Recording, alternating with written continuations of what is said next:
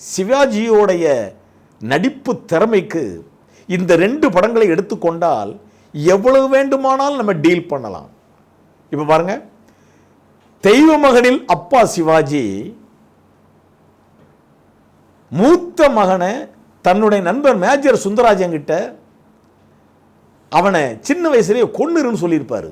ஏன்னா தன்னை போலவே விகாரமான மூஞ்சி, அவன் நாளைக்கு பெரிய ஆளாக வந்து என்னை சின்ன வயசுலேயே கொண்டிருக்க கூடாதுன்னு நாளைக்கு அவன் கேட்டுருவான்னு சொல்லி இந்த அப்பா அந்த எமோஷன்லேயே வாழ்ந்துக்கிட்டு இருப்பார். ஆனால் அந்த மூத்த மகன் சாகவில்லை, உயிரோடு தான் இருக்கிறான்னு தெரிஞ்ச உடனே அவனை போய் பார்க்கறதுக்காக தன் நண்பர் மேஜர் சுந்தரராஜன் கிட்ட அவர் அப்ரோச் பண்ணுற விதம், மனைவி கூடவே இருந்து வாழ்ந்து கொண்டு மூத்த மகனை நினைத்து கொண்டு அந்த அம்மா எப்பவும் அந்த கண்ணன் சிவாஜி மேலே ஃபீல் பண்ணிட்டு வாழ்வதாக இந்த மனைவிக்கும் ஆறுதலாக இருந்து கொண்டு தெய்வ மகனில் அப்பாவாக நடிக்கிற சிவாஜிக்கும் திரிசூலத்தில் அப்பாவாக நடிக்கிற சிவாஜியும் கொஞ்சம் ஒப்பிட்டு பாருங்க. தெய்வ மகனில் மூத்த பையன் சிவாஜி கண்ணனை சின்ன வயசுலேயே இவனை கொன்னுடு அப்படின்னு சொல்லி மேஜர் சுந்தரராஜன் நண்பர் டாக்டர் அவர்கிட்ட சொல்கிறார்.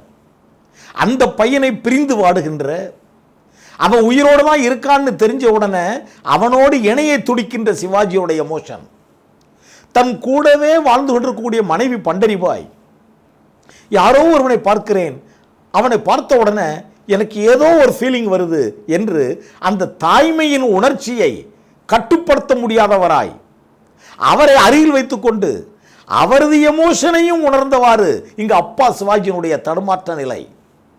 அது மட்டும் இல்லை, இவ்வளவு பிரச்சனைகளும் இங்கே போய்கிட்டு இருக்குன்னு தெரியாம சின்ன பையன் சிவாஜி ஒரு விளையாட்டு பிள்ளையாக ஒரு பொறுப்பு இல்லாமல் இருக்கிறான் என்கின்ற அந்த கவலையும் இருக்கிறது.